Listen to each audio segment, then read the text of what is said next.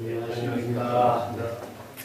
이번 주의 벽암록은 제19칙에 구지화상 일지두선, 그러니까 한 손가락을 세워서 세운 법문.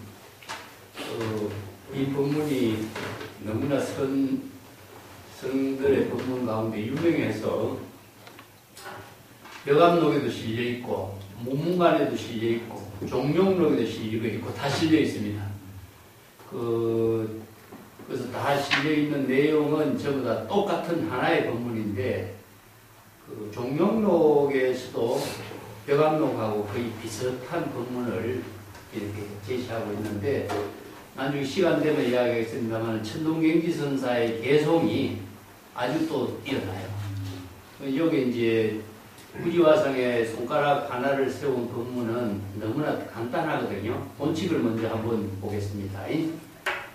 벽암록 제19칙의 구지화상이 손가락 하나를 세워서 불법을 설한 법문을 다음같이 전한다.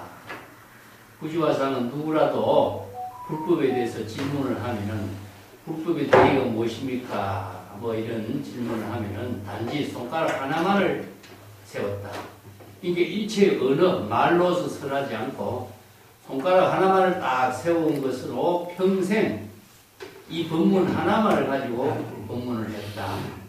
근데 이 평생 이 하나의 법문을 다 사용해도 다 사용하지 못했다. 그렇게 이제 설한 법문이거든요. 예, 이 공안은 전등록 구지화상 전에 전하고 있고, 또 이 공안이 중국 선생들에게 너무나 주목을 받고 있기 때문에 종룡록 제84칙에도 제시하고, 선생들의 법문에 이 공안을 많이 제시해서 선생들이 제자들에게 설법을 하는 유명한 공안이죠. 그 문문관 제3칙에도 전하고 있고, 그런데 구지화상에 대해서 자세한 정기는 전해지지 않습니다. 그래서 구지화상의 스승이 누구냐 하면은 천룡화상인데, 이 천룡화상에게서 입지선, 이게 손가락 하나를 세운 법문을 전수받아서 깨닫고, 구지화상도 평생 이 손가락 하나를 세워서 제시하는 법문으로 자신의 제자들을 지도한 그 유명한 공안이거든요. 특히 원호 법권선사도 그렇지만은 설두중현선사라든가 이런 중국의 선생들이 이 공안의 굉장히 매력을 가지고 주목을 하고 있고, 또 이 공안 구지화상의 법문이 너무나 개성이고 독자성이 있기 때문에 이 구지화상의 이 일지두선을 가지고 많은 사람들에게 주목을 하고 있는 것 같아요. 근데 다른 사람들은 설법을 하거나 선문답을 하거나 그랬는데 구지화상은 딱 손가락 하나만 세웠거든요. 그래서 손가락 하나를 세운 이 법문이 이제 중중무진법계의 법문이 여기 내포되어 있어요. 그래서 이제 구상성이라고 하는 내가 이야기하셨죠. 중국인들이 지니고 있는 특성이 하나가 무엇이냐면, 구체적인 사물을 지시해서 사물이 지니고 있는 그 특성에서 그 보이지 않는 진실을 바르게 볼 수 있는 안목을 갖추도록 하는 것. 그게 이제 손가락을 단순히 하나 세우지만은 이것은 손가락을 세우는 그 법문 가운데에 일체의 모든 일법의 진실이 다 그 속에 포용되고 있는 사실을 깨달아 체득하도록 제시하거든요. 또 우리가 손가락 제시하고 있는 법문하고 비슷한 법문이 무엇이냐면, 세존이 영화 시중했죠. 영축산에서 연꽃을 하나 들어보였을 적에 한마디 말도 하지 않고 단순히 연꽃만 들어보이잖아요. 근데 모든 대중들이 무슨 말인지 아무도 그 뜻을 알지 못했는데 가섭존자 한 사람만이 미소를 지었죠. 그래서 응강 불시 미미소, 응강이 바로 세존이 쓰신 꽃 한 송이를 들고 보여준 그 법문을 바르게 깨달은 내용이죠. 이게 이제 이런 법문도 사실은 대성불교 어떤 경전에도 이 법문이 전하지 않습니다. 중국 선성들, 선성들의 법문을 토대로 해서 자, 이심전심으로 교회 별전으로 전한 법문의 핵심을 이렇게 제시하고 있거든요. 근데 선의 달마대사가 중국에 1심의 법을 전했다 그랬죠. 그죠? 1심의 법을 전한 내용을 구체적으로 세조는 연꽃을 들어 보였고, 구지화성은 손가락 하나를 제시했고, 또 기종화상은 주먹 하나를 제시했고, 또 어떤 선성은 뭘 제시했습니까? 주장자를 들어서 보여주고, 어떤 선성은 굴자를 들어서 보여주기도 하고, 이게 구체적으로 하나의 도구라고 하는 것은 방편 도구잖아요. 이게 언어도 방편 도구이지만은 언어 이전의 방편 도구를 몸으로, 행동으로, 전체로 제시하고 있는 법문의 대표적인 거죠. 자, 이것을 전부 다 연결을 시켜서 오늘 이 손가락 한우를 제시해서 전 1심의 법을 제시하고 있다. 이런 뜻입니다. 달마대사가 중국에 전한 법이 무엇이냐? 전 1심시법이다.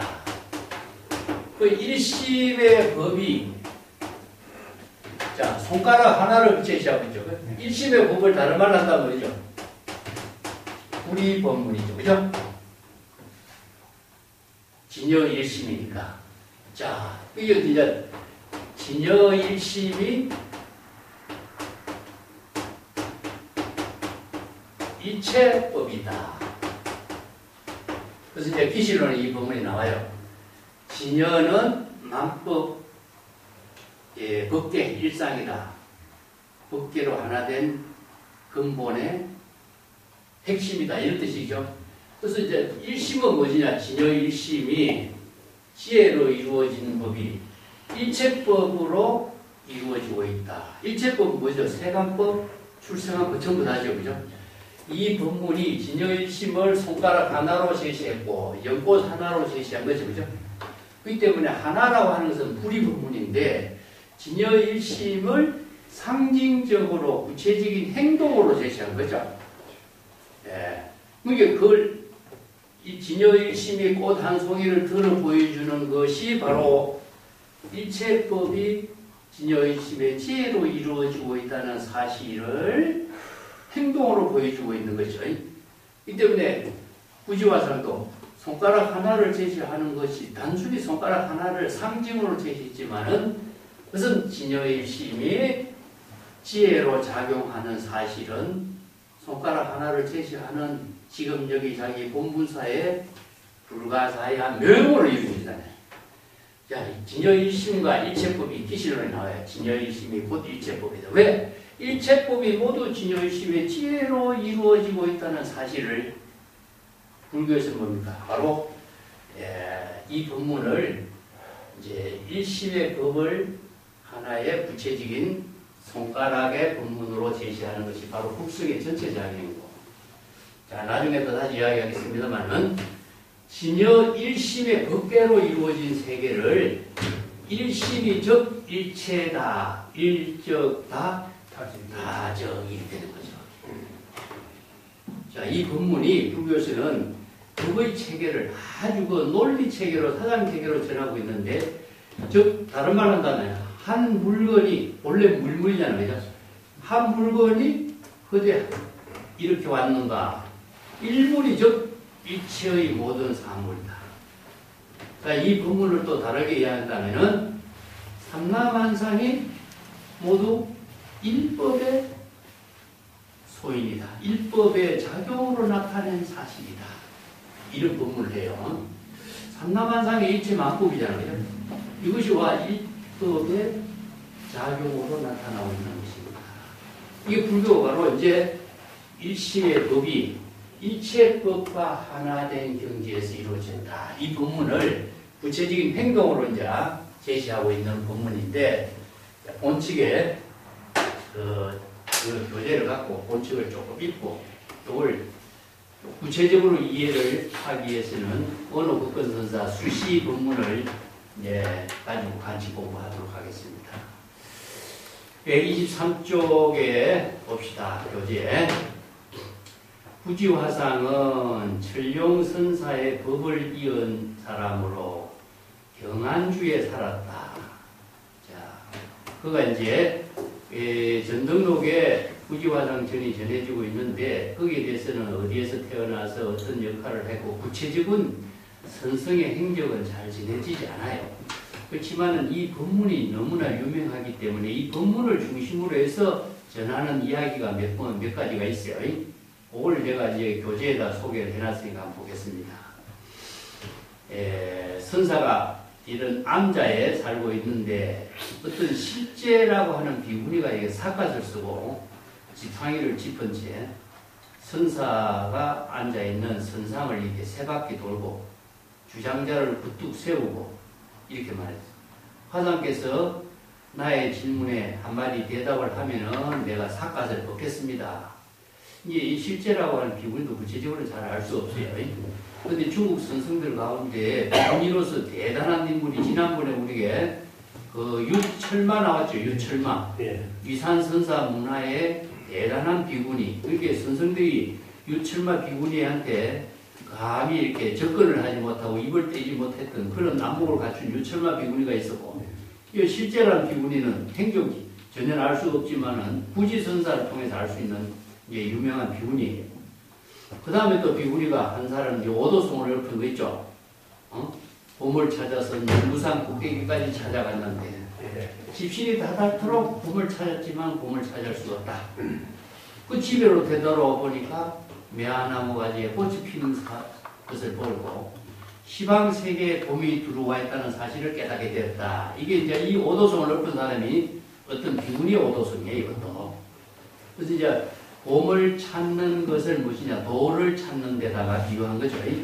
이런 유명한 개성을 얻은 오도송의 그 비구니도 있고, 이 실제라고 하는 비구니도 부지선사를 통해서 실제라는 비구니가 이제 중국 선성들의 가운데 등장하게 된 거죠. 근데 선사가 무슨 말을 대답을 하지 못하는 거야. 안목이 없으니까. 자, 여기 주장자를 짓고 선상을 세 바퀴 도는 유명한 이야기가 또 있어요. 누구죠? 영가 현각선사가 육조 해능선사가 법상에 앉아있는데 주장자를 짓고 선상을 세 바퀴 돌고 주장자를 확 찍고 생사대사가 이렇게 지중한데 이 생사대사를 어떻게 해야 해결할 수 있습니까? 이렇게 질문을 하죠. 이 법문하고 비슷한 거예요. 여기서 뭐냐, 삿갓을 쓰고 지팡이를 짚고 행각하는 거잖아. 행각이라는 것은 무엇이냐, 구법행각이에요. 구법행각하는 사람이 구법행각하는 사람에게 한마디 일러봐. 구법할 수 있는 구법행각하는 사람들에게 안목을 갖출 수 있는 법문 한마디를 제시해 주시오. 그럼 내가 구법행각의 길에서 벗어나서 삿갓도 벗고 주장자도 내려놓고 인사를 올리겠습니다. 이런 말이잖아요. 근데 그 한마디를 제시하지 못한 거예요. 안목이 없어서. 자, 여기서 수행자가 구법행각에서 자기에게 던진 질문의 뜻이 무엇인가를 파악하지 못하면 그 병에 대해서 맞춤을 대답을 못하잖아요. 병의 치료를 못해주잖아요. 이게 여기서는 부지화상이 암자에 살고 있었지만 실제로는 안목을 갖추지 못한 선성으로 살고 있을 때의 모습이죠. 그렇게 이제 비구니는 그냥 떠나가려고 하니까 날도 저물었으니까 하루 저녁 이렇게 묵고 가시오. 이렇게 이제 인사말로 보낸 거죠. 그리고 뒷장 넘어가 봅시다. 그러니까 비구니가 하는 말이 뭐죠? 내 질문에 대답을 하면은 하룻밤 묵고 가는데 내 대답에 질문 못하였으니까 그냥 떠나겠습니다. 그렇게 떠나가버린 거죠. 그러면 우리가 바로 선지식을 찾아갔다면 선지식이 학인들을 지도하고 안목을 갖춘 법문을 해주면은 그분에게 배울 것도 있고 지혜와 덕을 배우는 구법행각을 거기서 하겠는데 그러지 못한 사람에게 뭐겠어요? 이건 뭐냐면은 조주선사가 강물이 얕아서 배를 댈 수가 없다 하는 거야. 강물이 깊어야 지혜와 덕이 깊어야 배를 대잖아요. 근데 배를 댈 수 없는데 어떻게 배를 댈 수 있느냐 이런 표현인 거죠. 그래서 바로 떠나가버리는 이제 이런 수모를 당한 거죠. 그때 이제 이 선사는 혼자 탄식을 했어요. 내가 명색이 사문으로서 비구로서 살면서 어찌 이렇게 비구리의 웃음거리가 되었느냐. 장구의 형상은 갖추었으나 장구의 지혜로 작용하는 힘이 없다. 내가 이 산을 떠나서 선식을 두루 친견하러 내가 스스로 구법 행각을 떠나야 되겠다. 그때 이제 선정에 들고 이런 생각을 사유를 하고 있는데 어떤 선인이 나타나서 3, 5일 안에 어떤 큰 보살이 오셔서 화상께 설법할 것이니까 잠깐 기다리시오. 이런 예언을 이제 받은 거예요. 그래서 한 열흘 지나니까 천룡화상이 찾아왔어. 그래서 이제 천룡화상에 찾아와서 앞에 있었던 일을 기분이가 이런 일이 있는데 내가 한마디 대답을 하지 못했습니다. 이러니까 천룡화상이 손가락 하나만 딱 세우고 한마디 말도 하지 않고 손가락 한마디만 딱 제시해 준 거예요.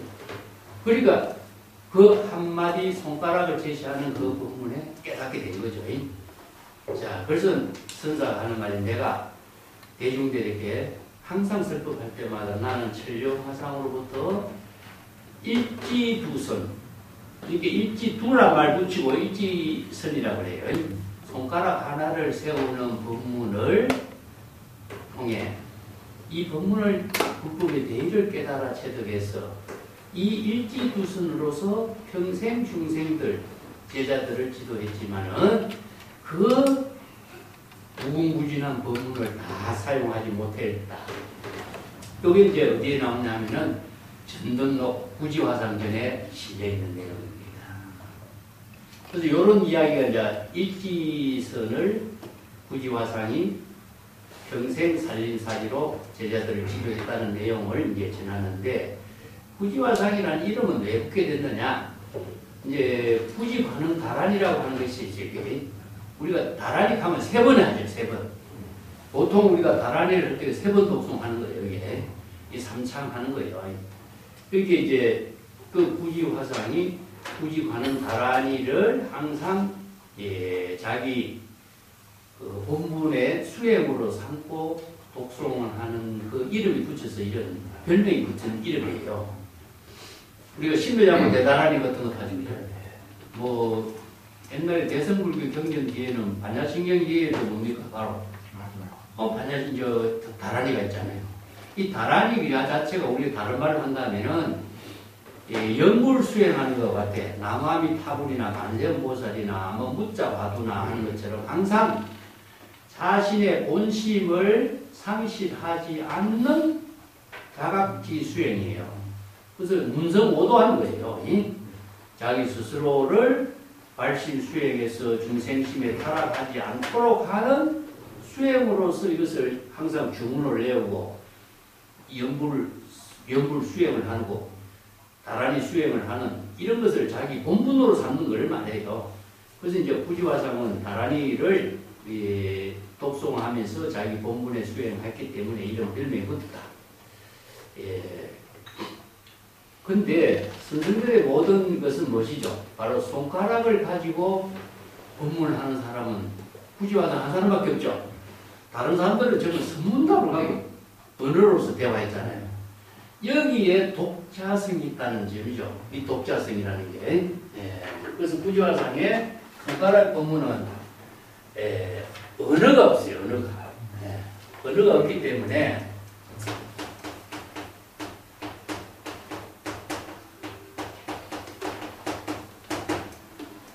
언전 불급과 교회 발전의 정신을 제시하고 있는 법문이에요. 그러니까 아까 달마대사가 일십의 법을 전하는데 우리가 달마대사가 조사로 모신 그 특징이 무엇이죠? 직지인심, 교회 발전, 그 다음에 견성성불, 정법안장 이런 법문이 있죠, 그죠? 근데 여기서 이제 구지화상은 언어를 사용하지 않았어. 그 일심의 법을 전하는데 왜 언어를 사용하지 않았고 교회 발전으로 제시했느냐 하는 거죠. 그래서 아까 일지는 무엇이냐? 바로 불의 법문이죠. 그죠? 불의 법문을 다른 말 한다면은 진여 일심이죠. 그러니까 이게 진여일심을 손가락 하나를 세우는 시시를 통해서 교회 별전의 경리를 깨달아 체득하도록 제시한 법문이다. 이런 이제 우상성의 상징성의 법문을 제시하고 있는 거죠. 그래서 이제 이 일심의 법을 전한 그 언어보다는 행동으로. 근데 그 손가락을 제시하는 행동으로서 교회의 별전의 지혜를 깨달아 체득할 수 있도록 이 법문을 설한 것이 부지화상의 법문의 특징이다. 이런 의미죠. 그래서 이제 이 법문에 대해서 어느 국권 선사가 이 수시 법문이 있어요. 이 수시 법문을 이에 일지선과 일심법을 어느 국권 선사 수시 법문을 통해서 우리가 같이 한번 공부할 필요가 있어요. 아니면은 그냥 손가락 하나 세우는 것 자체에 있어 뭐 대단한 본문인 것 아닌 것처럼 많은 사람들이 오해할 수가 있거든요. 그래서 이제 상징성과 우상성이라고 하는 것이 중국 선성들은 이걸 행동으로 바로지 보여준 거거든요. 교회 별진의 정신은 또 조금 이따 또 이야기했습니다. 여기 수시 법문에 일진을 들어 올릴 때에 하나의 티끌을 올릴 적에 대지를 모두 다 수용한다. 그걸 다른 말로 한다면은 일미진 중 한 시방이 되겠죠. 네? 네. 우리가 유명하게 이거 법석에서 이야기하고 있는 화엄 법문입니다. 이게 이 화엄경의 법문이요.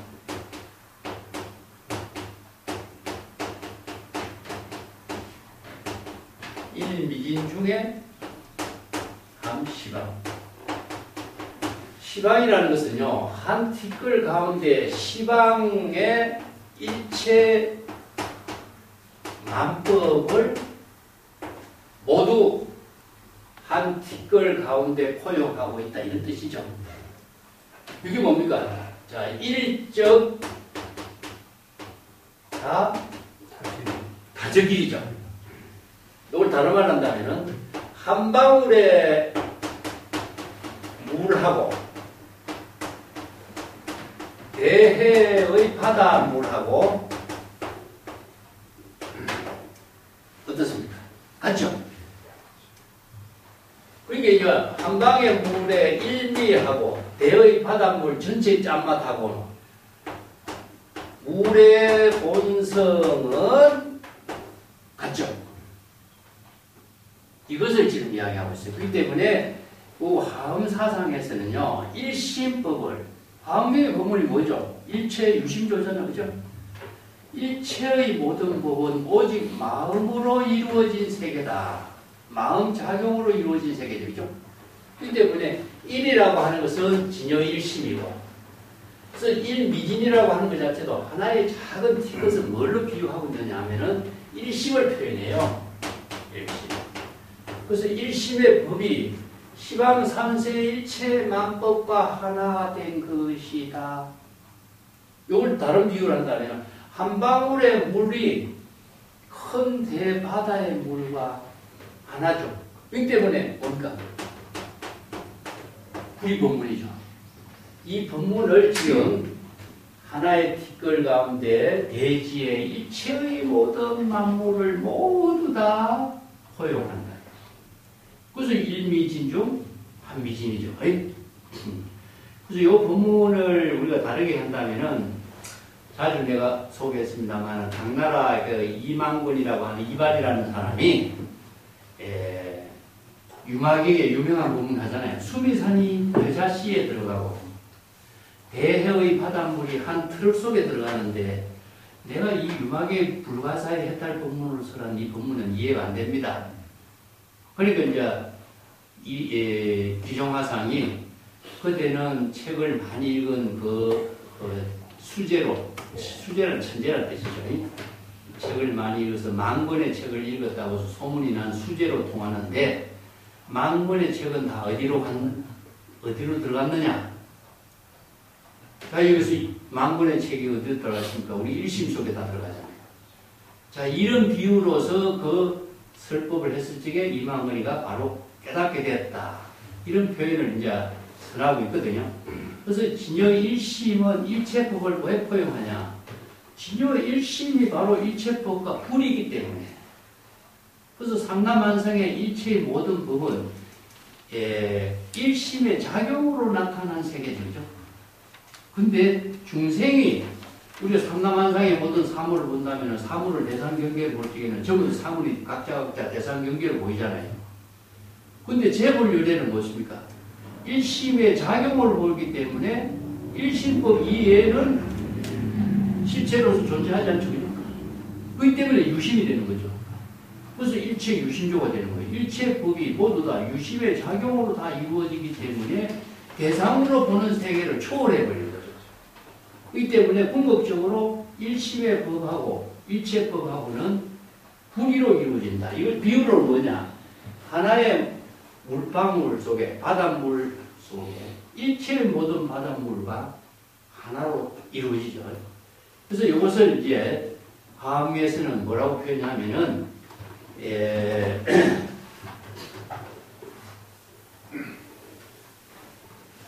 진여 일심을 불교에서는 이라고 표현해요.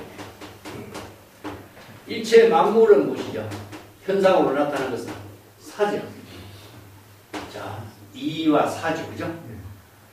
그래서 진여 일심이 일체의 만물 속에서 하나로 이루어져서 만물이 모두 다 진여 일심의 지혜와 작용으로서 이루어진 세계죠, 그죠? 그렇기 때문에 이사명년 무분별되죠. 자, 이와 사가 일체의 만물이 모두 다 진여 본성과 진여 본성의 작용으로서 모든 사물이 나타나고 있는 사실이니까 모든 사물 하나하나가 전부 다 이 사가 모두 다 포용되죠. 그죠? 이사명년대 무분별. 왜 무분별이냐? 이사가 불일체가 되니까.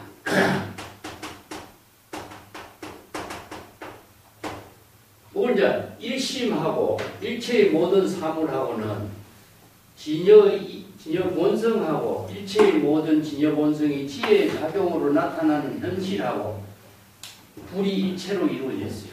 그렇기 때문에 이사명령 무진부여를 다른 말한다고 광경에서는 이사무예 법계,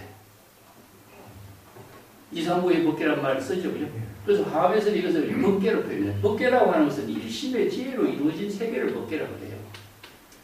이게 모든 것이 바로 진여일심의 지혜로 이루어진 세계이기 때문에 만물 하나하나가 모두 다 한 미진 속에 일체의 모든 만물과 하나로 이루어진 세계다. 그렇기 때문에 이 만군이 만군의 책을 다 소화해서 일심으로서 포용한 것처럼 일체의 모든 만물과 일심과는 불이관계를 이루어지는 거죠. 그런데 일심과 만물을 대상으로 본다면 중생이 되지만 일심의 지혜 작용으로서 이루어질 적에는 대상이 소멸되잖아요. 이게 바로 법계를 이루는 거야. 우리가 진여 법계라든가 이사무의 법계라든가 사사무의 법계, 법계라고 하는 것은 일심의 지혜로 이루어진 세계를 법계라고 해요. 법계라는 말을 쓰는데 이 법은 어떤 법이죠? 진여일심이잖아. 걔는 무엇이죠? 진여일심이 지혜로 이루어진 세계잖아요. 자, 일심이 지혜로 이루어진 세계는 언제 어디에? 시방 3세석을 개라고 그러죠. 일심이 지금 여기. 자, 시방이 여기. 에? 시방이고 지금 3세이지. 여기 뭐냐? 지금이라는 것은 모든 장소에 자신의 일심의 지혜가 작용하는 시간과 공간이 하나로 이루어진 것을 말하기 때문에 이것을 법계라고 하는 것은 진여일심이 지혜로 작용하는 세계를 법계라고 해요. 그렇기 때문에 이와 사가 일체의 만물은 모두 다 진여일심이 지혜로 작용해서 이루어진 세계가 이사무의 법계. 이사와 분이 일체라. 이와 사가 하나로 이루어진 세계죠. 그죠? 그렇다면은, 그러면 사사무의 법계는 뭐죠, 그러면? 사사무의 법계. 이 사가 하나가 된 세계가 현실의 모든 물건 하나하나, 사물 하나하나잖아요. 이것은 뭐냐? 이것은 평등의 세계고, 이것은 차별의 세계라. 이게 평등과 차별이 불의로 이루어지잖아요. 현실의 모든 만물은, 그죠? 근데 사물 하나하나 그 자체가 모두 다 무예자재하게, 이사로 이루어진 세계로 무예자재하게 이루어져 있어. 그렇기 때문에 사물 차별의 세계가 모두 다 이사로 또 연결되어 있다 이거죠. 그렇기 때문에 이사무예, 사사무예가 중중무진법계로 이루어지는 거야. 그러니까 우리가 차별의 모든 존재하는 현상의 세계 그 자체 하나하나가 모두 다 이사로 이루어져 있죠. 그죠? 이사로 이루어진 모든 현상의 모든 사물 그 자체가 모두 다 하나하나가 또 무예자재의 경지를 이루고 있는 거예요. 자, 이것을 그 이사무예법계, 사사무예법계에 대한 설명을 중국의 현수법장 선사라. 현수법장은 어떻게 설명했냐면은 황금검사자장이라고 하는 그 유명한 책을 써요. 척천무에 초청을 받아가지고 화엄에서 이야기하고 있는 이사무예법계라든가 사사무예법계 이거 도대체 이해가 잘 안 된다. 이걸 어떻게 설명하겠느냐 하니까 황금사자를 이야기해요. 황금사자.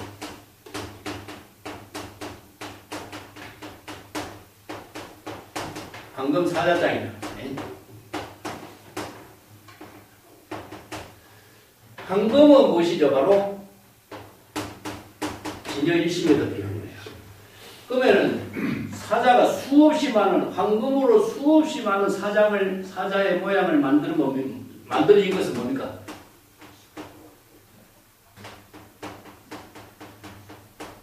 황금은 일심의 근본이고 황금으로 만든 사자의 모양은 뭡니까? 사물이죠. 그죠? 이게 수없이 많은 황금을 가지고 수없이 많은 황금의 사자를 만들어도 황금은 사자도 황금이고 황금도 본래 황금이라. 이게 불이라. 이해가 됩니까? 이 도리로 이사명년 무분별을 이야기하는 거예요. 그래서 이사무예법계, 사사무예. 황금이 아무리 많아도 황금 사자상이 아무리 많아도 사물이 많아도 그 자체는 황금으로 다 이루어졌잖아요.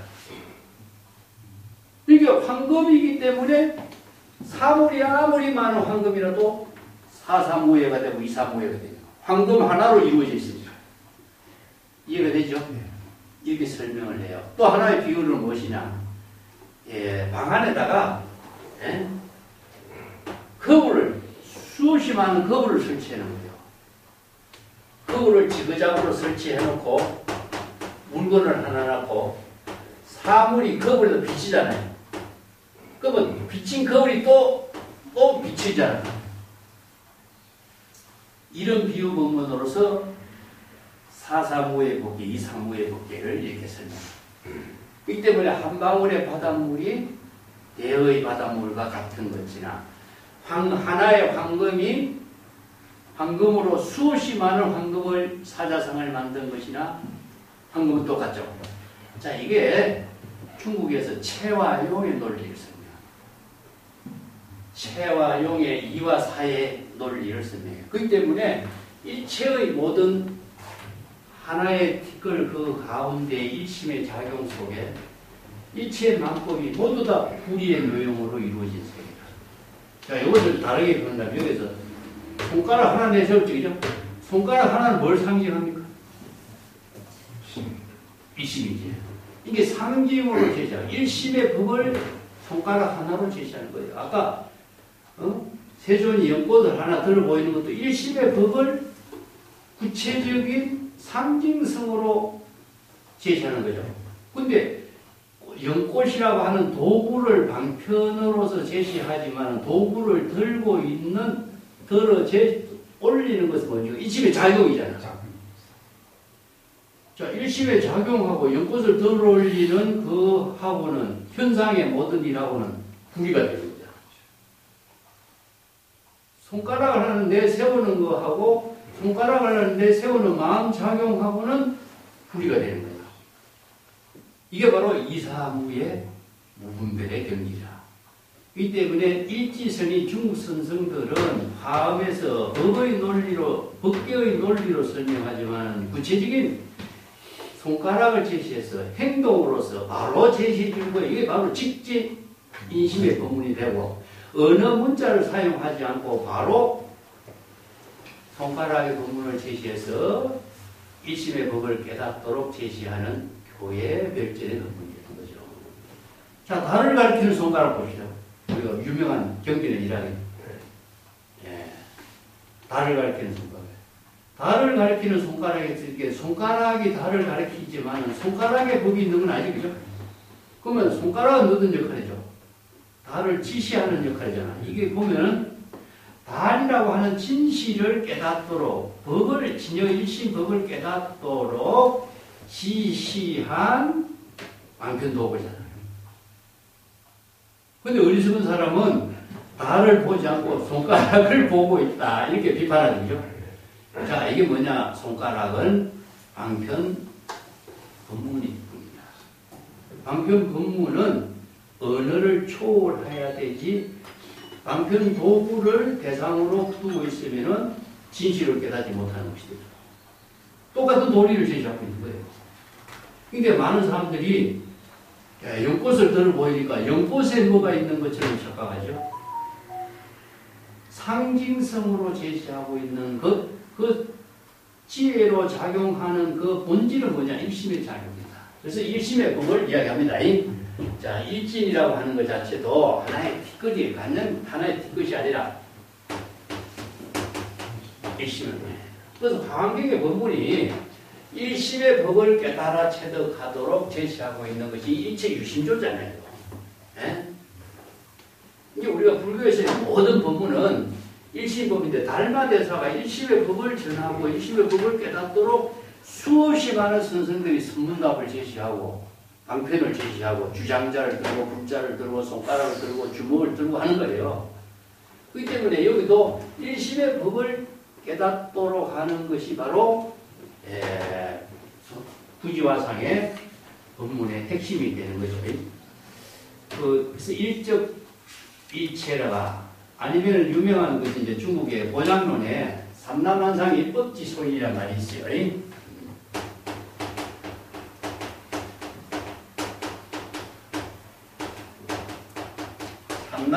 삼라만상의 일체의 마무리죠.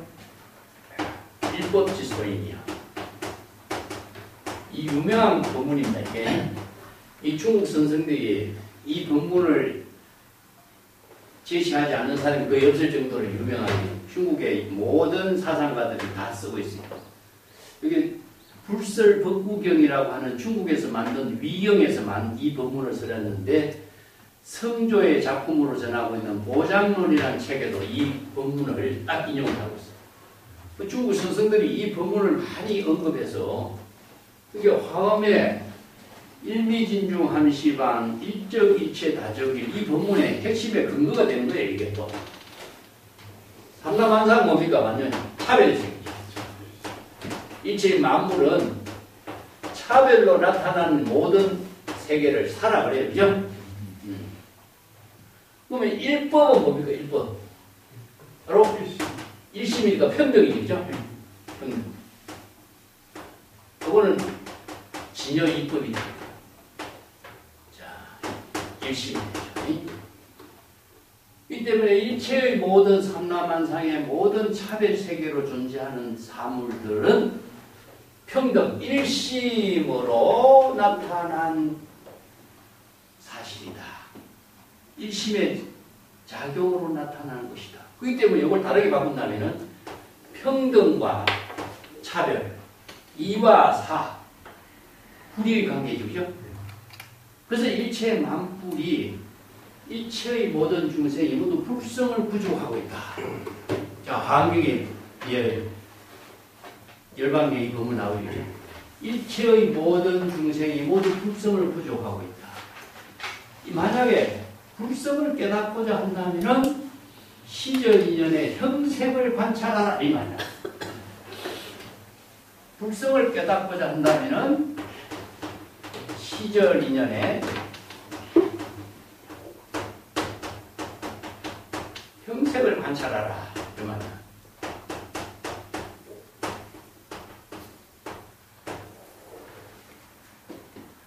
시절 인연에 나타나고 있는 모든 사물의 모양과 형색과 색깔을 잘 관찰하라. 이게 뭡니까? 바로 삼라만상입니다. 자, 시절 인연이라는 것은 우리가 지금 여기에요. 지금 여기에 그대들이 보는 삼라만상의 제법 모든 세계의 차별상을 여실하게 볼 수 있는 안목이 있습니다. 그게 뭐냐? 시절 인연에 따라서 형색, 형은 뭐죠? 사물의 형상. 색은 무엇입니까? 색깔. 그러니까 일체의 모든 사물을 차별, 삼라만상의 일체, 삼라만상의 일체의 모든 차별 세계가 모두 다 진여 일법으로 나타난 진여 일심의 지혜로 작용한 세계로 나타난 것이다. 똑같죠? 그래서 이 중국의 법문, 선선별의 법문이 이런 열반경의 법문하고 화엄경의 법문하고 이런 것을 토대로 해서 새롭게 중국인들이 잘 이해할 수 있는 법문으로 정리해요. 그래서 예를 들어서 삼라만상의 일법지소이며 저 구절은 오늘 꼭 잘 기억해 둘 구절입니다.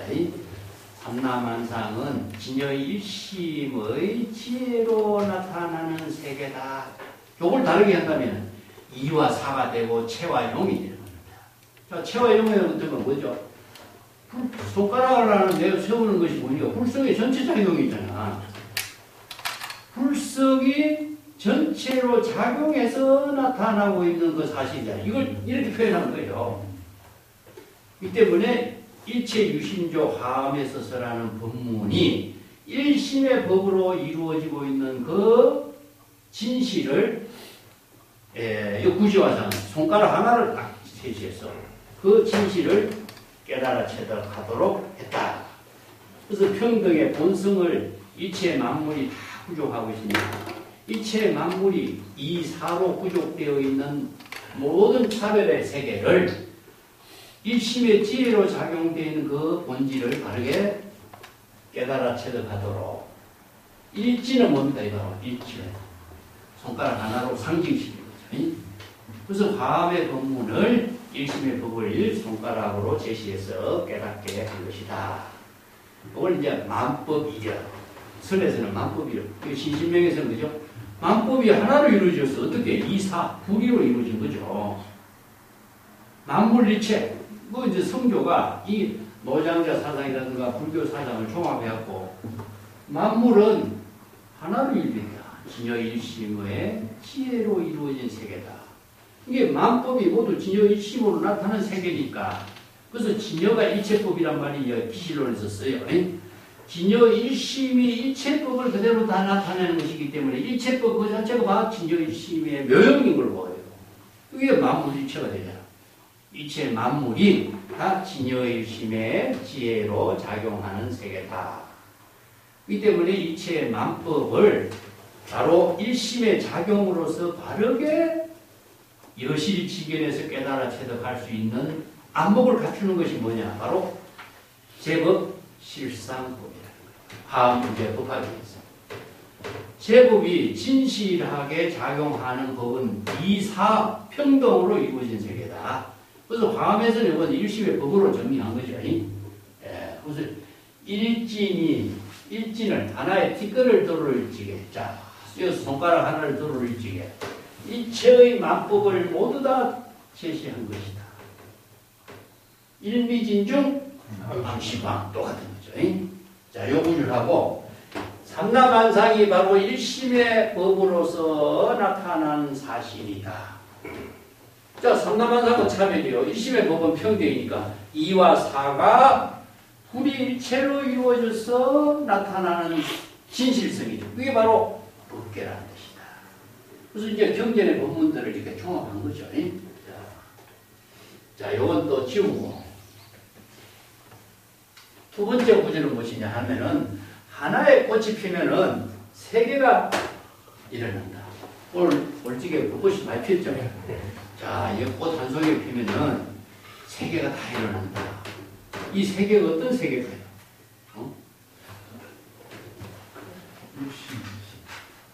자, 우리가 바로 이제 세계카라든가 법계라든가 이런 말 많이 쓰죠, 그죠? 그 왕유가 쓴 그 육조 해능의 비문에 세계일학 조정유ገብ이란 말이 있어, 그죠?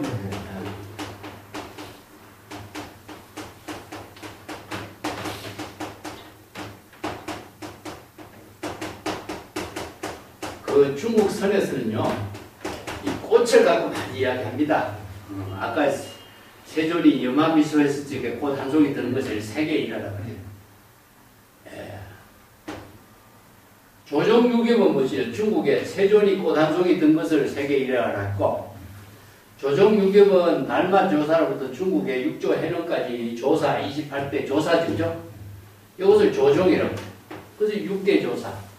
28대와 달마 이후에 1심의 법을 전한 달마 조사 이후에 육조 해능까지가 육조 조사다. 근데 매화가 잎이 몇 개죠? 매화가 6개입니까? 5엽이죠. 5엽. 일화계 5엽이란 말 써. 일화계 5엽. 이건 매화를 표현해요. 이건 황매산에서 육조 해능이 오도송에서 이제 말씀이에요. 일화, 개오입니다. 이렇게 해서 이제 하나의 상징적으로 표현하죠. 자, 여기서 매화 한 송이가 피니까 세 개가 일어난다. 이 세 개가 어떤 세 개일까요? 그래서 이제 1심의 법을 전했을 적에 이 세 개가 열리죠. 안목이 열리면은 이 세 개가 다 열리는 거죠. 이거 바로 법계를 여기서는 세 개, 진여 법계를 세 개라고 해요.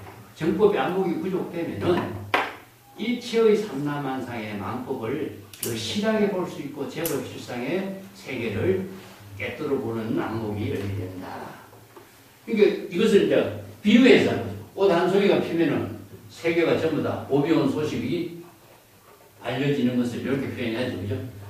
이걸 이제 봄이 오는 세계라, 꽃 한 송이가 봄이 온 세계를 제시했지만, 여기서는 뭐 정법의 안목을 부족했을 적에는 법계가 열린 세계가 눈 안에서 다 펼쳐진다 하는 것을 이렇게 상징한 거죠. 그 유명한 위산영우 선사 제자 가운데 영훈직은 선사가 그 복사꽃을 보고 깨달음을 찾아가고 오도성을 읊은 그 유명한 나오죠. 이게 문성 오도하고 견생명심이라고 하는 향음지한 선사는 소리를 듣고 깨달았을 때 문성오도고, 영훈직은 선사는 복사꽃을 보고 깨닫게 된 거죠.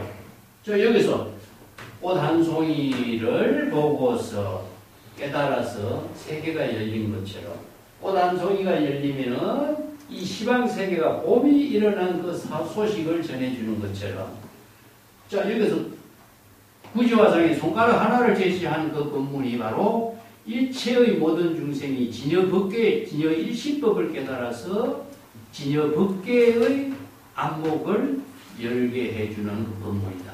비유죠, 그죠? 그래서 이런 비유를 꽃 한 송이에다가 이렇게 한 거죠. 그 때문에 영훈직은 선사가 복사꽃을 보고 나서 마음을 밝혔다. 그래서 복사꽃 한번 보고 나서는 다시 만법에 대해서 분별심, 의심을 하지 않게 됐다. 그렇게 오도석을 이제 읊고 나니까 그 위산영우 선사가 불성을 깨달은 자는 영원히 퇴보하지 않으리라. 중생의 차별세계의 생사윤회에 타락하지 않을 것이다. 그대는 자 진여일심의 지혜로 자기 본분사를 잘 실행하고 성공공덕을 이루는 일을 잘 호지하라. 이렇게 해서 인가를 받는 유명한 법문인자. 그래서 아까 이야기했지만 불성을 깨닫고자 한다면은 시절이연의 형색을 관찰하라. 저 이거죠. 불성을 깨닫고 하자 한다면은 시절이연의 형색을 관찰. 하나의 꽃을 피면은 세계가 일어나는 그 사실이 뭐죠? 이거 바로 시절이연의 꽃이 뭡니까? 형색이죠. 자, 시절이연의 꽃이 시절이연에 작용하고 있는 형색인데 그 꽃이 그냥 피겠어요? 꽃이 어떻게 피죠?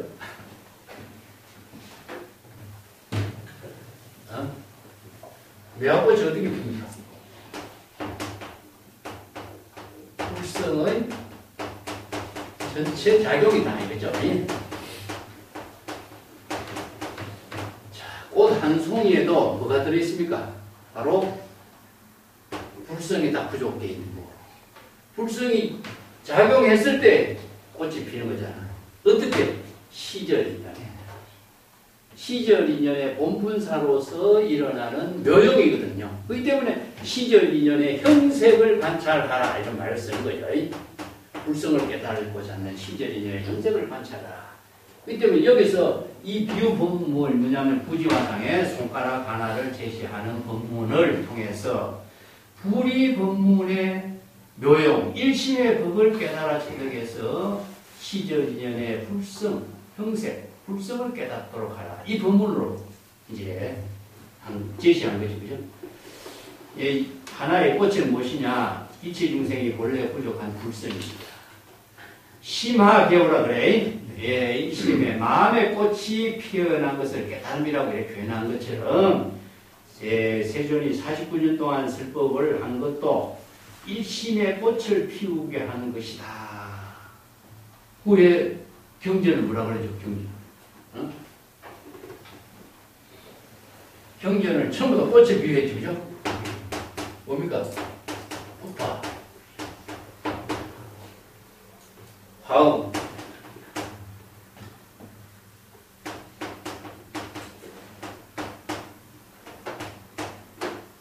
처음부터 꽃이죠. 왜 꽃에다 비유했겠죠?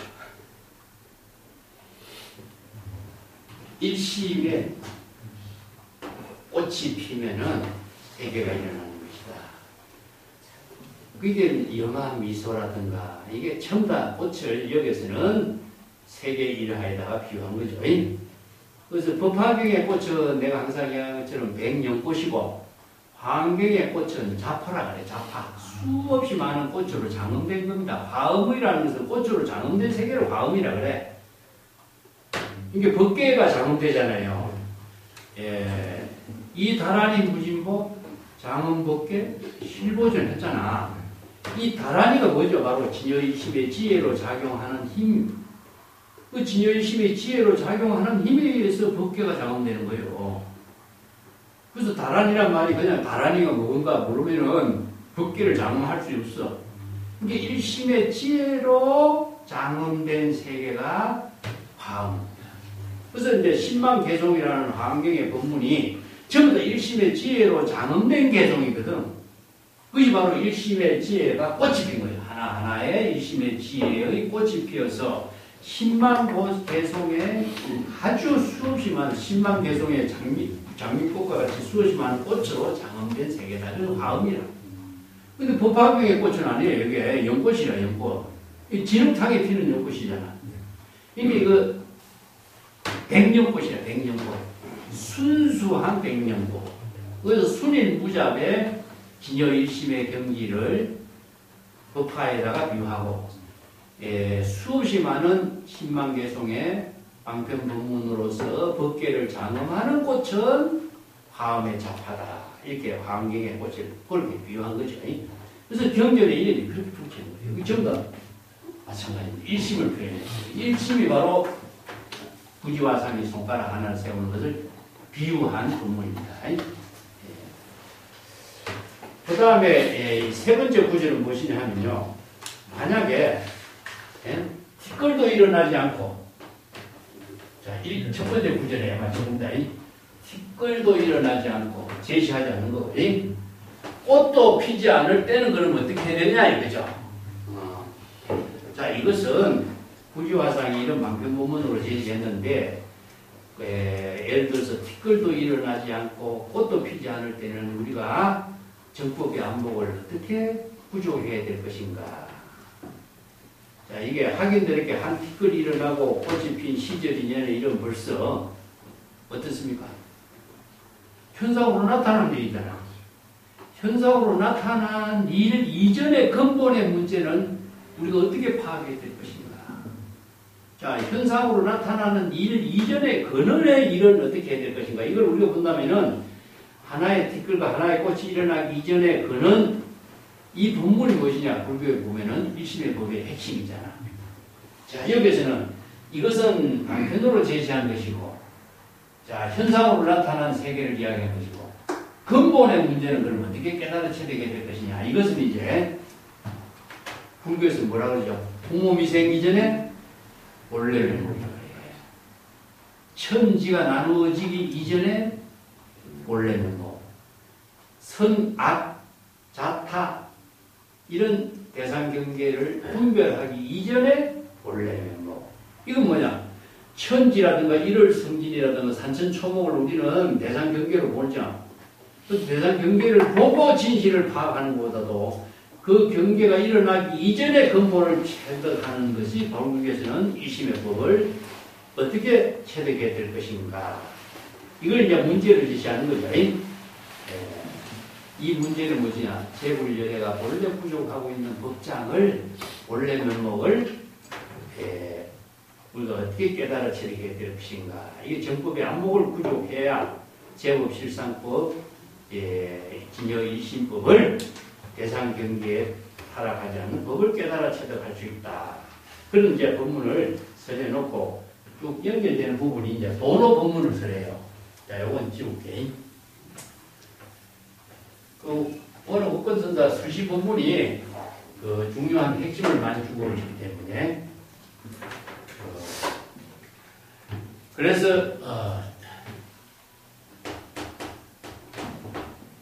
여차례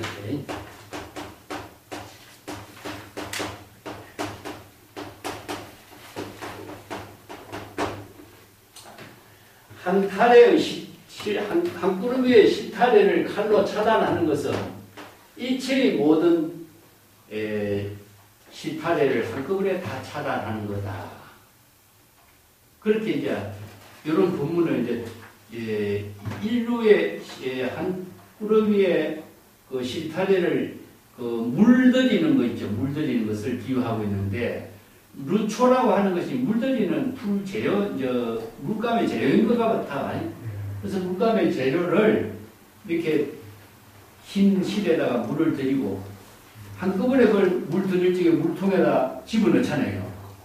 이 하나하나 물 들이는 것이 아니라 한꺼번에 물을 들이는 거고, 또 그 실타래를 한 칼에 자를 적에는 한 번에 다 자르버리잖아요. 그죠? 요것을 도노에다 비해요. 중국 선생들이 도노에다가. 그래서 차례차례로 하는 것이 아니라 한꺼번에 한 타래의 실을 물들이거나 한 타래의 물들인 실을 한 번에 칼로 자르는 것처럼 참선 수행자는 점수로 하지 않고 단번에 도노로 깨달아 체득해야 됩니다. 그래서 이제 도노 견성을 이야기해요.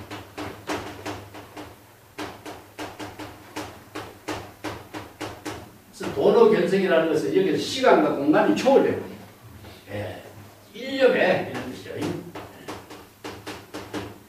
찰나 일념에 정법의 안목을 부족해서 일참 일체참이다. 일도 양단이다. 한마디로 한 칼에다가 모든 차별 분별심을 모두 한꺼번에 다 차단해버리는 지혜작용을 알실수행으로 실행할 수 있는 있어야 된다. 이게 뭐냐? 도노견성인데 규봉 경미는 이런 빈문을 가지고 이제 도노라든가 뭐 돈수라든가 이런 논리를 갖고 이렇게 이제 공각경 대소초 같은 데 좀 설명을 하고 있습니다만, 여기에서는 부지화상이 천룡화상으로부터 배운 이 법문은 무엇이냐? 도노 법문이다. 손가락 한번 보고 바로 깨달아 체득하는 법문으로서 교회 별전의 경지를 일심의 법을 깨달아야지, 이것을 손가락을 보고 대상 경계를 보고 손가락을 뭘 지시했는가 이렇게 사량 분별하고 추측하고 한다면은 영원히 불법의 안목을 갖추지 못하는 수행자가 된다. 이런 뜻이에요. 그래서 이제 이 초발심으로 정각을 이루는 법문을 도노견성의 구체적인 발심 수행법이라 하죠. 그죠? 이게 자각성지라고 그래요. 우리 정지, 소지, 비여경이라 했잖아요. 그죠? 정지라고 하는 것 자체는 정법의 안목으로 손가락 법문 하나를 통해서 바로 깨달아 체득해서 일심의 지혜를 깨달아 체득해야지 이것을 사량 분별을 한다든가 또 직연해를 한다든가 이렇게 억측을 해서 이해한다는 것은 바로 정지가 되지 않는다 이런 뜻이죠. 중생심으로 대상 경계를 분별해서 이해하는 정도에 불과하다 그런 표현입니다. 그 다음에 이제 마지막 구절에 일체의 갈등을 절단 차단해라. 이 갈등이란 말씀입니다. 이 갈등. 선에서 이야기하고 있는 갈등이 뭐죠? 갈등은 원래 짚는 풀이잖아요. 근데 선에서 이야기하는 갈등은 어느 문자입니다. 어느 문자로 제시하면 방편 도구에 있고 방편 도구. 자, 이 갈등을 어느 문자의 갈등과 방편 도구의 모든 차별 분별심을 차단해야 바로 진정한 본래 면목의 지혜를 깨달아 체득한다. 이게 자기의 진정한 고백, 열애장, 불성을 지혜로 이룰 수 있는 능력을 갖춘다. 이 본래 면목의 고백을 가진이라고 표현했는데 문을 쫓아 들어오는 것은 진정한 고백이 될 수 없다 그랬죠. 그죠?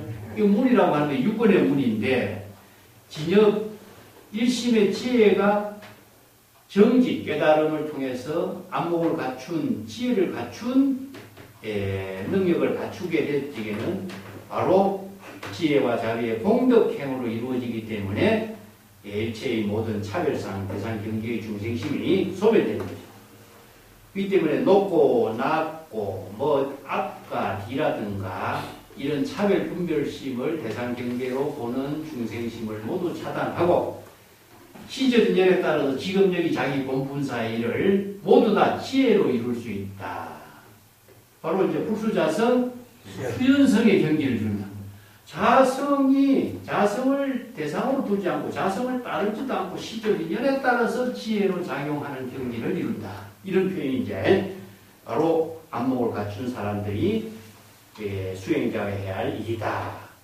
이 도노견성을 해서 일체의 은서를 초월하고 방편부문으로 제시하고 있는 어느 문자의 모든 갈등을 초월하고 일심의 지혜로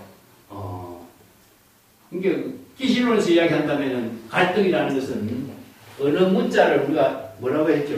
불림 문자, 은전불거, 교회별전, 신행처멸, 은설상, 명자상, 심전상 이렇게 표현했죠. 그죠? 이게 전부 다 갈등이라. 그래서 방편으로 제시하고 있는 도구를 도구에 속박되면은 정기를 이루지 못한다 이런 뜻이죠. 예를 들어서 아까 달을 가리키는 손가락 했잖아요. 지월. 일지선에서 손가락이죠. 일지. 이런 것을 방편 도구인데 방편 도구에 속박되었다면 진실을 보지 못하는 이런 오류가 생긴다. 이런 뜻이겠죠. 그렇기 때문에 이런 갈등의 방편 도구를 초월해서 진실을 바르게 깨달아 체득해야 한다. 이런 법문이죠. 그죠? 만약에 이러한 경지를 아직까지 깨달아 체득하지 못한 선생이라고 한다면은 본칙에서 제시하고 있는 이 부지화상의 입지두순의 법문을 잘 관찰해라. 관찰해서 바른 지혜를 갖춘 수행자가 되도록 하라. 이게 바로 이제 어느 국건선사가 제시하고 있는 수시법문이에요. 이 수시법문이 이제 일심의 법을 깨달아 체득하는 그 방편으로 제시하고 있다. 그런데 우리 교재 125페이지 봅시다. 기실론에서 일심의 망념이 일어나면은 망법이 일어난다 하는 법문을 이게 바로 이제 한 티끌 일어나니까 돼지가 일어나고 꽃이 피니 그 속에 꽃핀 세계가 드러난다 하는 본문 앞에 이야기했죠. 이 구지화상의 한 손가락에 바로 일체법이 다 형성되고 있다. 그래서 일심의 법이 일체법으로 형성된 그 경지를 손가락은 진여 일심에다 비유했고 일체법은 시절 이전에 작용하는 본분사로 이렇게 설법한 비유 부분이죠. 근데 한 생각이 일어나기 이전 각자의 진여 본시, 불의의 경지로 이루어지는 작용, 이걸 손가락으로 제시하는 것이고, 가섭이 이제 세존이 영하미소한 것이 가섭에 대답한 것과 같은 구조의 본문이다. 이런 뜻입니다. 그 일심의 법에서는 설명을 좀 제가 드렸고, 125쪽 맨 밑에 단 봅시다. 조당지 제7권 설봉전에 위산 양산에게 질문합니다. 그대가 밤새도록 불법을 사유하고 궁리에서 이룬 것이 무엇인가? 앙산이 한 핵을 짓게, 허공에다 핵을 딱 꺼요. 근데 허공에다 핵을 끼운 것은 무엇이죠? 중국 선생들이 방편 도구를 제시하고 있는데 허공에다가 이렇게 선을 하나 툭 끊는다, 허공에다가 원상을 그린다든가 이런 거 했죠. 그죠? 이런 본문을 구지화상이 손가락을 제시하는 것은 이게 시각적으로 보이지만은 이게 이제 보여주지만은 하나의 선을 긋는다든가 원상을 그린다든가 하는 것 자체는 무엇이냐? 일심의 법을 제시한 것인데 일심의 법을 제시하면서도 자치나 흔적도 없어. 그리기는 그렸는데 자치는 흔적이 없는 거예요. 이제 방편 본문을 제시해도 은설에 속박되지 않는 방편 본문을 제시하는 거죠. 이것이 바로 이제 은설은 뭐와 같아요? 하나와 같다 했죠. 하나와 같은 비유가 뭐지? 허공의 꽃이라, 신중의 꽃이라든가 허공의 꽃이라는 거 실체가 없잖아요. 그걸 동화라 그래, 동화. 허공 중에 있는 꽃처럼 허공 중에 있는 꽃을 보는 사람은 뭡니까? 눈병이 있는 사람만 보이는 거예요. 근데 눈병이라는 것은 잠시 일시적으로 나타나는 현상이잖아요. 그죠? 근데 실체가 없는 거야, 이게 비유가. 실체가 없는 것은 무엇이냐? 무시잖아요. 무시. 모든 언어 문자 방편 도구라고 하는 것은 실체가 있는 거 아니다. 이걸 다른 게 언어 그 자체는 그 자체적으로 작용하고는 생명력이 없다. 그렇기 때문에 이체의 언어는 무엇이냐? 비워야 된다. 이런 뜻이에요. 그렇기 때문에 공의 본문이 여기서 나오는 겁니다. 이게 갈등이라고 하는 것 자체는 모든 문제점을 일으키는 언어라는 뜻이죠. 그래서 복잡하게 문제점을 일으키고 있지만은 그 언어 문자의 도구에 속박되면은 신중의 갈등을 일으키거든. 신중의 갈등을 비우려면 어떻게 되냐? 비워야 된다. 그래서 불교에서 공의 실천은 우리가 언어를 통해서 우리의 심의식의 작용이 이루어지거든. 근데 심의식의 작용이 마음속에 언어가 있느냐? 마음속에 꽃도 있느냐? 마음속에 하나도 없죠? 근데 망상이 있을 적에 있는데 망상이 없으면 없는 거거든요. 그렇기 때문에 일심 속에는 자성, 청정심, 일심 속에는 아무것도 없어. 그렇기 때문에 마음은 뭐와 같아요? 허공과 같은 거죠. 그렇기 때문에 일체의 언어를 통해서 사량 분별하고 차별 분별심으로 망념이 일어나는 갈등, 생사, 윤회, 고통이 일어났지. 언어를 덩 비우면 일체의 모든 생사, 윤회, 해탈에서 벗어나는 거죠. 그런데 그 교회 별전의 지혜를 부족했을 때 일체의 갈등에서 소멸하고 지금 여기 시절 전에 자기 본분사를 실행할 때 공덕행을 이루게 하는 힘이 바로 재불열의 조사들의 본문이라는 것이죠. 그래서 이 본문의 뜻을 알게 깨달아 습득해야지. 그렇지 못하면은 언어, 대상, 경계, 방편, 도구에 속박돼서 더욱더 갈등 속에 빠지게 된다. 이런 뜻이죠. 그래서 이게 앙산 해적선사가 허공에다가 한 핵을 딱 그었는데 이 경지를 깨달아 체득한 사람은 구지화상의 손가락 부분도 깨달아 체득할 수가 있고 이것을 알지 못한 사람은 무슨 말인지 전혀 이해하지 못하는 거예요. 안목이 없는 사람은 보이지 않는 거예요. 이게. 이게 앙산이 한 핵을 끈 뜻이 무슨 뜻입니까? 하니까 장경화상이 손가락을 하나 딱 세워요. 자, 이게 뭡니까? 장경화상이 손가락을 세워서 보인 것이나 앙산이 허공에다가 한 핵을 그어서 보인 것이나 실체가 없는 방편의 법문으로서 이심의 지혜가 작용하는 그 세계를 여실하게 보여주는 거잖아. 손가락을 드는 거하고 허공에다가 선을 긋는 거 자체는 지금 일심의 지혜로 작용하는 자기 본분사로 묘용을 드러낸 거잖아요. 그죠? 근데 대상 경계를 어느 문자로 흔적이나 자치로 남지 않았다는 거죠. 이것을 바로 구체적인 행동으로서 선선들을 설법을 했다. 이런 표현입니다.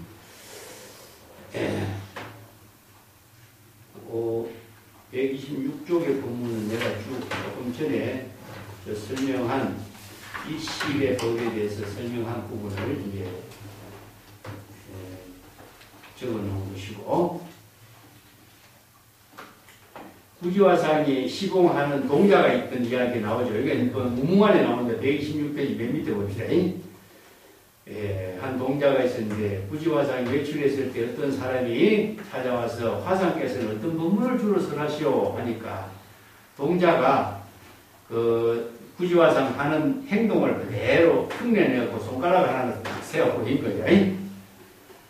그러니까 구지화상이 나중에 동자가 자기가 제시하는 법문을 흉내내고 있다 하는 소문을 듣고 어느 날 이제 칼을 들고 있다가 동자가 손가락을 들고 제시하는 거 보고 손가락을 잘랐다. 손가락을 잘랐다 하는 말이 참 굉장한 이야기죠. 그죠? 남전화상이 고양이를 잘라버린다든가 성저 구지화상이 동자의 손가락을 잘라버린다든가 이것은 뭘 그러죠? 갈등을 한편 도구 갈등을 잘라버린 거죠. 이 대상을 잘라버린 거죠. 대상을. 동자는 이 대상 경계를 제시하는 것이 선인 줄 알고 있잖아. 이 대상 경계에 속박되지 않는 법을 깨달아야 되는데 대상 경계를 속박되는 것을 구지화상은 지금 잘라버린 거거든요. 이게 바로 교회의 별전이라 이게 방편의 도구를 제시했지만은 방편의 도구를 초월해야만이 정지가 되는데 방편 도구를 대상으로 언어로 문자로 이해한다면 언어의 문자 갈등 속에서 벗어날 수가 없잖아요. 그래서 이제 동자의 손가락을 자른 것은 갈등의 문제가 되는 모든 대상을 전부 다 잘라버린 거지. 그러니까 이제 동자가 처음에는 아파서 통곡을 하고 도망을 가는데 동자 이름을 부를 때 동자가 고개를 돌릴 때 구지화상이 또 손가락을 딱 제시하니까 동자가 그때 깨달았다.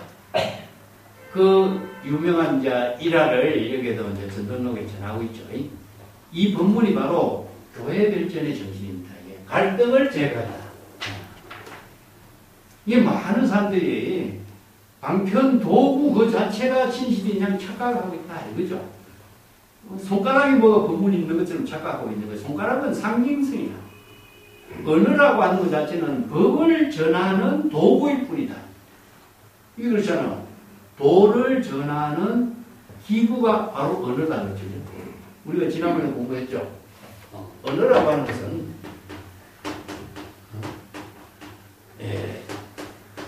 도를 나누는 그릇이다. 제도식이다.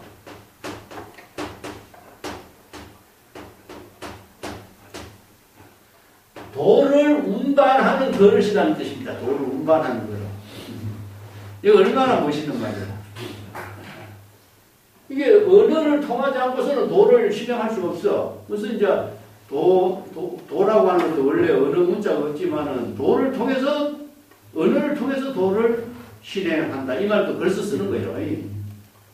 이 때문에 언어 그 자체는 우리들의 모든 지혜를 이루게 하는 방편 도구이다.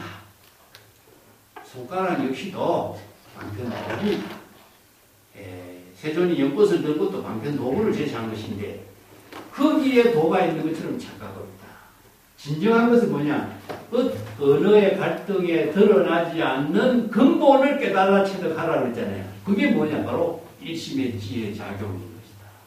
그래서 일심의 지혜 작용이 도지, 손가락 그 자체는 도가 아니, 손가락으로 제시하고 있는 불성의 전체 작용이 도인 것이지, 손가락으로 나타난 그 가운데 도가 있는 건 아니라는 거죠. 이 사실을 안목 갖춘 사람은 바르게 깨달아 체득해야 됩니다. 이 법문을 지금 설하고 있는 거죠.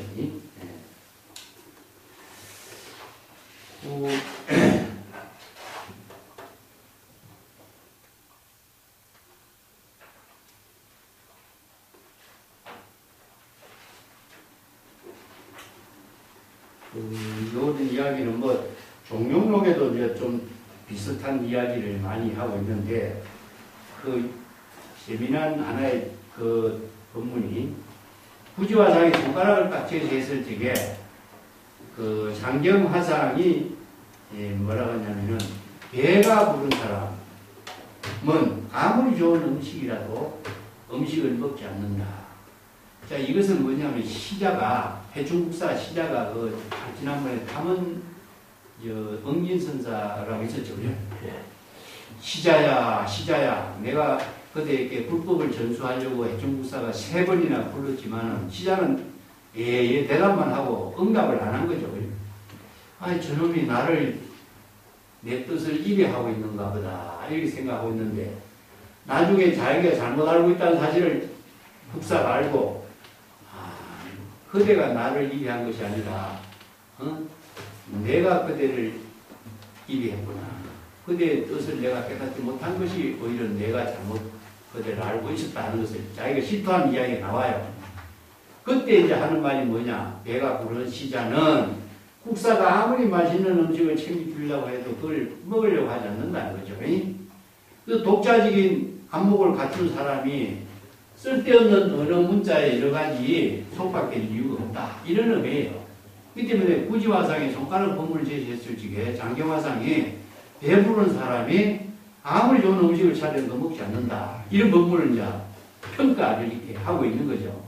근데 이제 이 법문에 대해서 현사선사라고 하는, 이거 자기 동물이죠. 설공에 있는 현사선사가,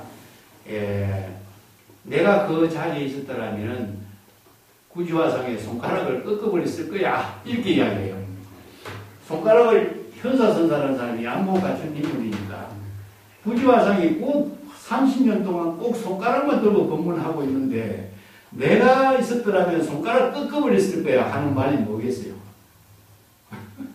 이 법문도 재미나죠. 이 선성들 간에 이제 지혜의 대결이다. 자, 방편 도구잖아, 손가락이.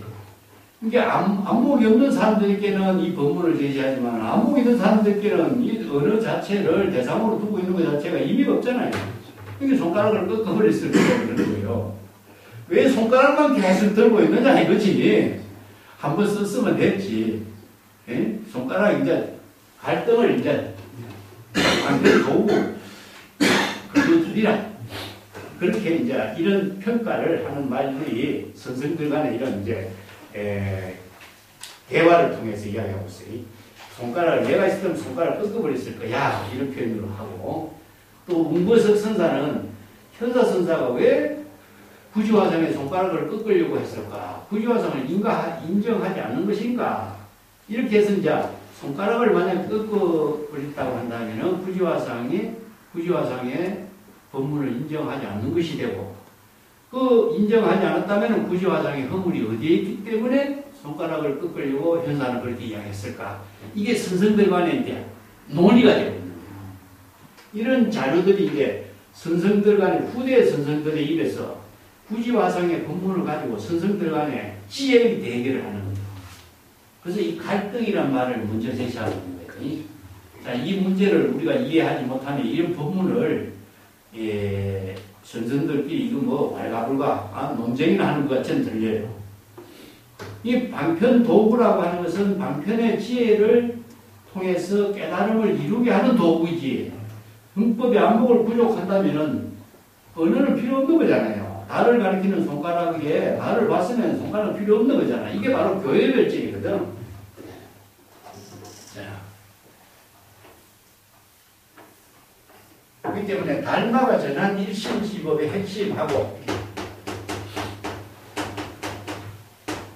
교회 별전하고 이 두 가지 법문을 가지고 지금 논쟁을 하고 있는 거예요. 자, 1심의 법을 구지화상은 손가락으로 제시했잖아요. 근데 손가락을 꺾어버리는 방편으로 제시했는 1심의 법을 방편으로 제시한 것이 바로 언어문자라든가 갈등인데 이것만을 계속 들고 있다 한다면 많은 사람들이 어떻게 하겠어요? 손가락에 집착하겠죠? 그게 수행성들이 구지화상의 손가락이 어떤 절대적인 뭐인 것이냐 착각하고 오해하고 집착할 수가 있으니까 교회 별전의 법문으로서 현사선사는 내가 있었으면 손가락을 꺾어버렸을 것이다 이렇게 하는 거예요. 아무리 훌륭한 법문이어도 어떻습니까? 일구의 법문에 속박되면 미혹하게 되고 일구의 법문에 집착하면 중생심으로 타락하게 돼요. 그래서 이 법문의 도리가 바로 교회 별전이다. 그래서 교회 별전을 내세우는 이유는 무엇이냐? 분리문자다. 네. 어느 문자에 집착하지 않도록 해줘야 되는 거지. 이 달마가 일침의 법을 전한 내용을 중국 선생들은 이런 방편 법문을 통해서 서로가 논의하고 토론하면서 비판하는 것 같이 잘못된 대상 경계에 속박된 것을 지적해주는 이런 법문들을 끊임없이 하고 있는 거예요. 성문답이라는 게. 이런 법문들을 우리가 구지화상의 법문이 많은 선생들에게 주목을 받고 있다 하는 것을 같이 볼 수가 있는 거죠. 근데 조삼본적 선사는 또 뭐라고 하냐면은 구지화상이 제시한 일지선의 법문은 명확하지도 않고 단지 하나의 어떤 시절 인연의 선기의 지혜로 제시하고 하나의 경계만을 제시하는 것이다. 경계를 제시하잖아요. 그죠? 선기라는 것은 뭡니까? 바로 일심의 지혜로 작용하는 손가락이고 근데 다른 사람의 볼 적에는 하나의 경계가 되잖아. 그래서 일기일경이라고 해요. 하나의 선기의 작용으로서 하나의 경계를 제시하는 것이다. 이렇게 얘기하니까 안목 없는 사람은 어떻게 있습니까? 바로 경계에 속박되겠죠. 그래서 이제 이 경계를 초월할 수 있는 능력을 갖추지 못하면은 안목을 갖추지 못한 중생이다. 이런 뜻이죠. 그죠? 그래서 이제 만송선사 같은 사람은 뭐라고 평가하냐면은 물에 섞인 물과 우유를 섞어놓고 거의의 왕은 우유만을 마신다 그런 거예요. 거의 왕을 뭐냐 안목을 갖춘 재물에다가 비유한 거죠. 이게 안목이 없는 사람들은 물과 우유를 섞어놓으면 물과 우유를 하나로 보기 때문에 대상으로서 그걸 판단하지 못하는 거죠.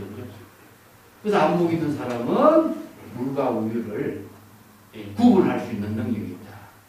그렇기 때문에 열반경에서 중생이 불성을 부족하고 있는 것은 우유 속에 재호가 있는 것과 마찬가지다. 이렇게 비유했죠. 그죠? 재호는 물이 섞이지 않는데 우유는 물에 섞이는 거예요. 그렇기 때문에 진여 일심은 불변이라 물과 안 섞여. 여여부동인 경지를 재호에다 비유하는 거고 우유는 뭡니까? 중생심으로 차별 분별심으로 섞이기 때문에 우유는 물과 섞이는 거예요. 그래서 우유 그 가운데의 본질 그것을 재호라고 이야기했던 거죠. 이런 법문들이 이제 그 선생들의 대화 속에서 서로 논의를 하고 서로 절차 탕마하는 것을 또 소개시킬 문이 그 도관용이라고 하는 분이 있는데 도관용이라는 분은 유명한 그 눈이 하나밖에 없었던가 봐. 이분이 명초선사라고 하는데 그 옛날에 구지화상은 겨우 세 구절의 주문을 내우고 일체 모든 사람들이 지혜를 능가하는 유명한 명성을 얻었다. 그가 선성으로 유명한 사람이 되었다. 그 세 개의 주문을 어떻게 떨쳐버릴 수 있을까 하니까 이제 그 국태선사라는 사람이 손가락 하나 딱 세운 거예요. 부지화상과 같이. 예. 그렇게 명철선사가 하는 말이 오늘 이 일이 없었다면 어찌 부지화상의 진위를 파악할 수가 있었겠는가. 이게 국태선사가 부지화상이 제시한 손가락 법문을 명철선사와 서로 선문답을 하면서 그 부지화상의 진위를 파악하게 된 이런 법문들을 전한 거죠. 그래서 부지화상이 왜 이거 세 가지 주문을 했는가? 굳이 다란히 있죠. 이것을 세 번, 세 구절 외우는 것을 자기가 본분사로 수행으로 삼았다 하는 것을 이제 이렇게 비유한 법문들도 이제 또 전하고 있죠. 그리고 여기에 갈등의 문자, 교회 발전의 문제점이 성은 수혜종이야.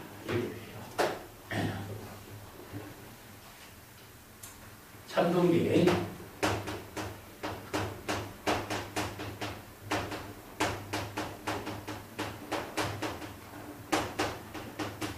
자, 이게 이제 참동기, 석두이전선사 참동기에서 나오는 말인데, 방편의 법문을 받아들여서, 이런 뜻이죠. 방편 법문을 받아들인다면은 반드시 종지를 깨달아야 된다. 이런 뜻이에요. 불법의 대의. 자, 언어라고 하는 것은 불법의 대의를 깨달아 체득하도록 방편 언어가 필요한 거잖아요. 그죠? 이 때문에 갈등의 언어를 방편의 언어로 제시한 것. 언어라고 하는 것은 도를 운반하는 도구인데, 도를 운반하는 도구로서의 언어를 우리가 깨달아 체득하려면 종지를 세야 돼. 이게 뭐냐면 정지. 자, 종지를 깨달아 체득하는 것은 정지, 소지, 비획경이에요. 정지. 자, 이것을 다른 말로 한다면 언어를 통해서 자각, 성지.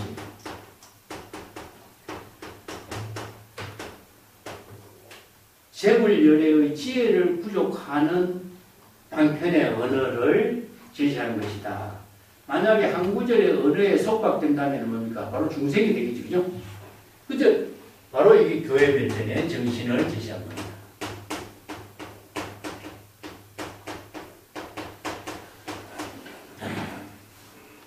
그래서 동산수초선사 같은 사람은 언어에 속박된 사람은 지혜작용을 잃어버리고 억구에 걸려있는 사람은 미혹한 중생에서 벗어날 수 없다. 이런 법문을 글쎄 해요. 이게 방편의 언어를 통해서 언어를 초월해야 되겠죠. 그 유명한 법문이 뭡니까? 한마디 아무리 훌륭한 법문, 일부의 법문, 뛰어난 법문이라고 해도 일부의 법문의 언어에 속박된다면 당나귀가 얽매여 있는 꼴에서 벗어나지 못한다. 이랬죠. 그래서 이 일부의 언어를 초월할 수 있는 정지는 어떻게 이루어야 되겠어요? 자, 우리가 법성에서 정지, 소지, 비열이라고 그랬죠. 그죠? 그래서 언어를 통해서 방편 법문을 통해서 방편 법문을 깨달아 체득하고 방편 법문의 언어를 떨쳐버려야 된다. 지시론에서 이 말이 이런 견언이라고 들려요. 방편의 언어를 사용하지 않고서는 정지를 이룰 수가 없어. 그렇지만 정지를 이루게 된 이후에는 방편의 언어를 떨쳐버려야 된다. 강을 건너가면은 뗏목을 활용하지만 강을 건너고 나서는 뗏목을 버려야 된다. 똑같죠?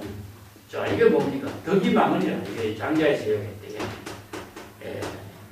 지혜를 깨달아 체득하면은 언어를 잃어버린다.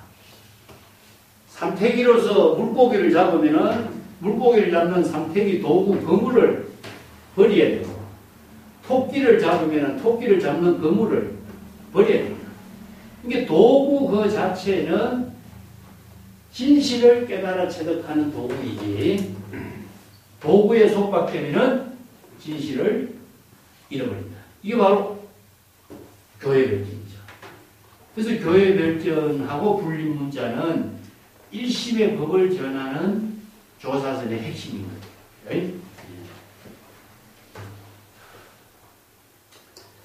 자, 개송을 이제 한번 볼까요?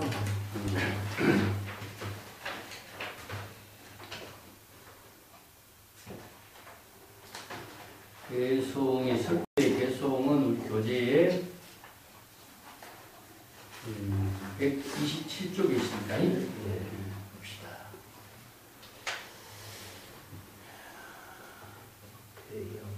대양심의 노구지요. 이 대양이라고 하는 말은요, 구지화성이 수행승들에게 제시한 법문을 대양이라고 해요. 수행성을 상대해서 선의 종지를 드날린다 이런 말입니다. 대양. 이게 구지화성이 수행성들에게 선의 법문을 설한 것이 뭡니까? 손가락을 제시하는 일이었죠. 그죠? 이게 설두중현선사가 구지화상이 손가락 하나를 세워서 수행성들에게 선의 법문을 설한 것을 나는 굉장히 존경하고 좋아한다. 이게 설두중현선사가 이 첫 구절에 구지화상을 좋아해서 구지화상의 일지선의 법문을 얼마나 관심 있게 갖고 있는가, 이 계속해서 밝히고 있는 거죠. 심의 노구지라.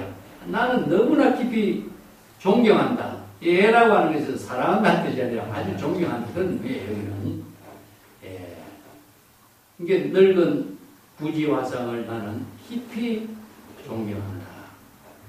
구지화상이 손가락을 제시해서 수행자들에게 법문을 제시했다 하는 것을 이제 독자적인 구지화상의 이제 방편 법문이죠. 이게 거양의 방편 법문이라고 해요. 성가의 모든 가풍, 천불 만조사가 모두 독자적인 특성을 가지고 법문을 하지만은 특히 설두화상은 구지화상이 손가락 하나를 세워서 수행승들에게 법문을 제시한 것에 대해서 특별하게 관심을 갖고 좋아했다. 그러면 다른 말 한다면은 아까도 얘기했지만 세존이 꽃을 드는 것들라든가 손가락을 제시하는 것든가 달을 가리키는 손가락이라든가 죽비를 든다든가 주장자를 들어 보인다든가 전부 다 이게 바로 교회 별진이죠. 그죠? 교회 별진. 이 불성의 전체 작용으로 진여일심의 지혜가 작용하는 그 실상을 여실하게 제시해 주는 거예요. 이게 이제 직지인심의 법문이다. 그래서 일체 언서를 초월해서 출세간지의 방편 법문을 불이 법문으로 제시한 종지다. 이런 표현입니다. 그 다음에 우주공내 갱유수요. 그래서 우주라고 하는 것은 뭡니까? 바로 온천지나 온천지. 이 천지가 개벽되기 이래로 온천지에 이런 뜻이죠. 공내 이게 천지가 개벽된 이후에 텅 빈 이 우주 가운데에 이런 표현입니다. 이 우주 전체 가운데에 이걸 공내라고 표현해요. 이렇게 손가락을 하나 세워서 수행승들에게 일심의 법을 전한 선성이 어디 있느냐? 구지선사 말고 누가 있느냐? 이런 표현이죠. 그래서 이 두 구절이 바로 설두중현선사가 구지화상을 아주 존경하고 독자적인 법문을 설한 구지화상의 수행성을 제접한 그 방편 법문을 아주 극찬한 겁니다. 굉장히 벽암록에도 이 한 척을 근데 원호 법권선사는 뭐라고 착을 했냐면은 구지화상을 흉내내가지고 손가락을 세우는 선성이 있다면은 곧 방망이를 쳐서 죽이겠다 이런 말 써요. 이건 누구죠? 바로 동자가 흉내냈죠. 그죠? 동자가 흉내냈으니까 구지화상이 칼로서 손가락을 잘라버렸잖아요. 자, 이게 뭐냐? 흉내내는 것은 대상 경계에 속박된 중생이고 언설 문자의 갈등에 걸려있는 중생이고 이런 중생심을 차단하겠다. 중생심의 번뇌 망념을 전부 다 공들째 없애버리도록 하겠다. 이런 법문을 정향 창명의 하부목이요 야도 상공적 맹무다. 이 두 구절은 같이 이제 봐야 되는데 일찍이 정향 창명 이 창명이라는 푸른 바다죠. 그죠? 일찍이 푸른 바다에 나무 조각을 띄운다. 나무 조각 어떤 나무 조각을 띄웁니까? 나무 조각에 구멍 뚫린 나무 조각을 띄워야 거북이 한 번에 천년에 한 번씩 목을 내밀면 거기에 나무 구멍에다가 목이 걸리잖아요. 이게 유명한 법문이 법화경, 뭐 자화환경, 별반경에 나타나는 맹구목의 법문이에요. 자, 이 맹구목의 법문을 가지고 부지선사 일기두선의 법문을 깨달아 체득하는 인연에다 제시했어요. 이게 부지화상 일지선은 마치 뭐가 같으냐, 푸른 바다에 구멍 뚫린 나무 조각을 띄어서 눈먼 거북이를 제접하는 것과 같다. 중생의 어패라 그래요. 이 바다를 중생의 지혜의 바다이기도 하고 중생이 살고 있는 데는 뭐니 업의 바다라 그래요. 중생이 생사윤회의 고통에 헤매고 있는 바다를 어패라 그래요. 참 이런 비유 본문을 갖고 이제 개성을 푼 거죠.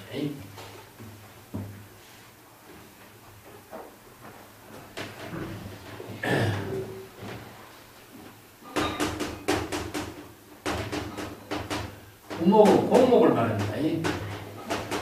구멍 뚫린 나무예요. 구멍 뚫린 나무. 구멍 뚫린 나무가 이게 온 천지 바다에 바람에 따라서 움직이는데 그것도 눈먼 거북이라 맹구야 맹구. 참 기가 막힌 비유예요.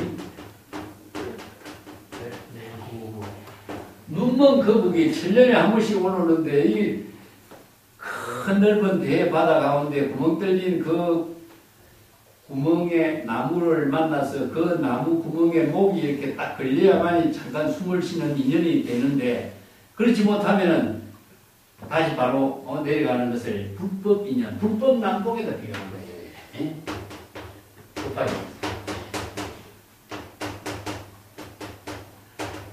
이걸 불법 난봉이라는 말을 불법 인연 만나기 어렵다 이렇게 보면 안 됩니다. 불법 인연 만나기 어렵다 하는 뜻이 아니라 불법을 깨달아 체득하기 어렵다 이렇게 봐야 돼요. 이게 불법을 깨달아 체득하는 그 인연을 이루기가 어렵다 이런 표현이죠. 뭐 불법을 만나는 인연은 뭡니까? 바로 뭐 여러 가지 가르침을 받고 듣고 뭐 이렇게 경전을 읽고 알고 하는 그런 것이 다 불법 인연이지만은 불법의 대의를 깨달아 체득하기 어렵다 이런 표현이죠. 불법의 종지를 깨달아 체득하기 어렵다 이런 표현이에요. 불법의 종지를 깨달아 체득해야 생사윤회를 해탈하는 거니까 이게 불지견을 부족하지 않고서는 생사윤회를 해탈할 수 없으니까 그렇습니다. 그래서 여기에 눈먼 거북을 뭐라 표현했습니까? 눈먼 수행자를 말이에요. 안목 없는 수행자를 비유한 거예요.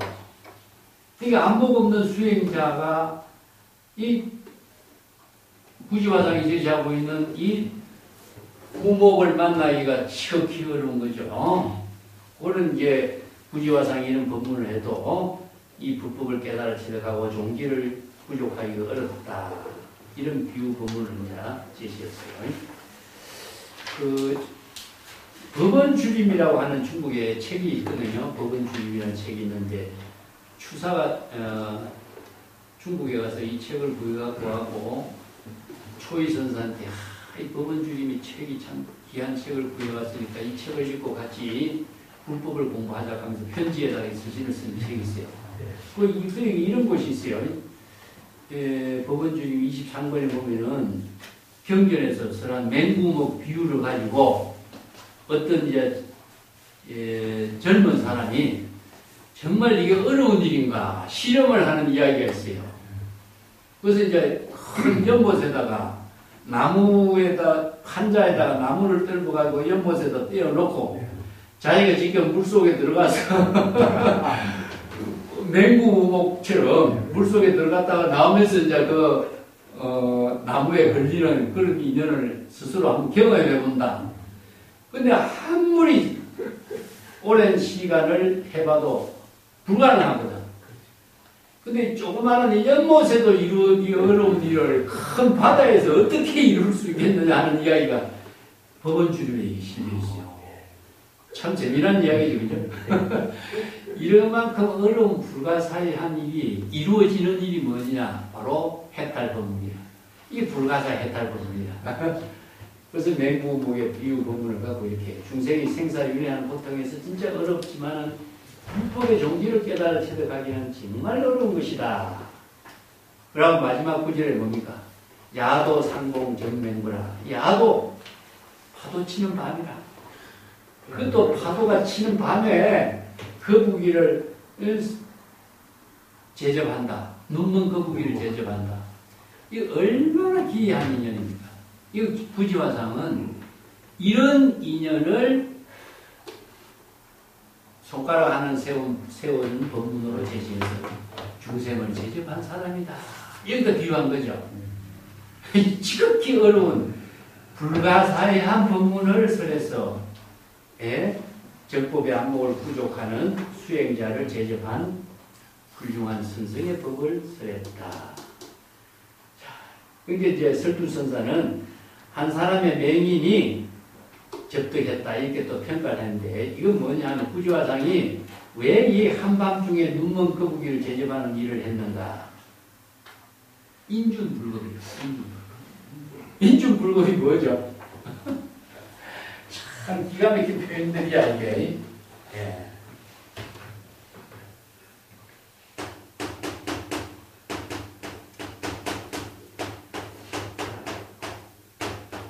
인준불급. 참을 수가 없었어. 무엇을 못 참았을까요?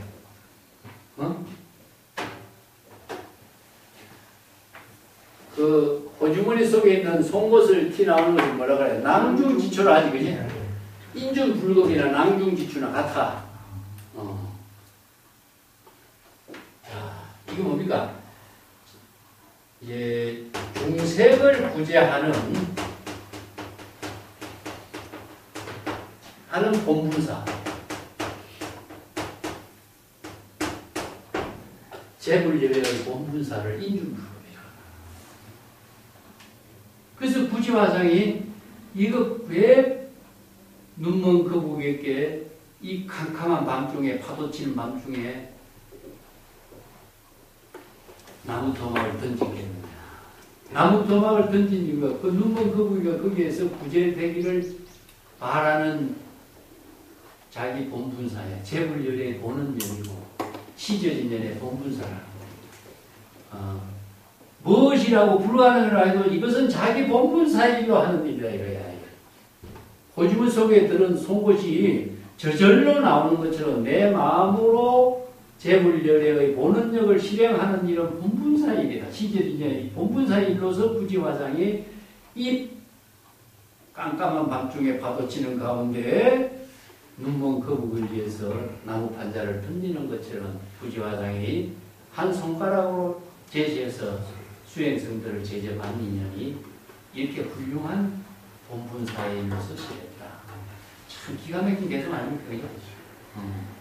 그래서 이 부지화상의 법문이 중국 선생들에게 주목을 받게 됐고 문문관, 벽암록, 종명록 세 군데에 이 공안이 딱 실린 것은 이 한 칙밖에 없습니다. 주목에 우리가 그냥 이렇게 쉽게 지나치고 넘어갈 게 아니라 참 정신 차려서 참고해봐야 될 공안이다. 이런 것을 오늘까지 합시다.